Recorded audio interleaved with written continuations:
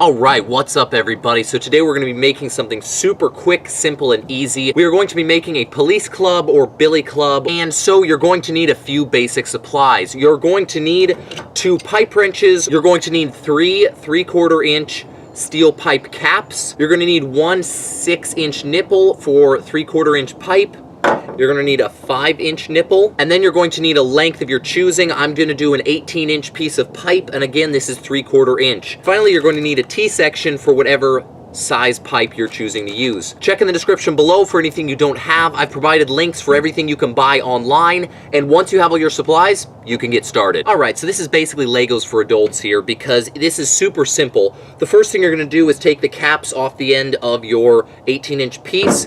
Then you're going to take out your T-section. So what all you're going to do is you're going to screw your T-section on here, onto either end of the 18-inch piece. It does not matter. Alright, so that one's nice and tight on there. So next what you're going to do is you're going to take your 6-inch section, you're going to screw it on the back of it in line with your long section.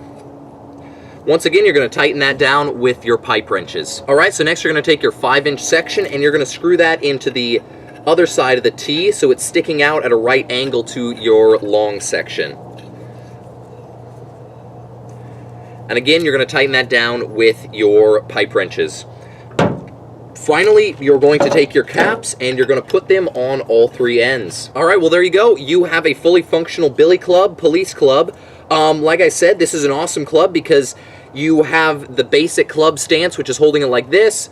You can hold it in a reverse stance like this, and then you've got extra weight on the end. You can hold it in the forward strike stance, so now your whole forearm is protected. You can strike with the elbow and the back of your club. You can also do short jabs forward with the face of the club. In addition, you got a pretty good hammer fist.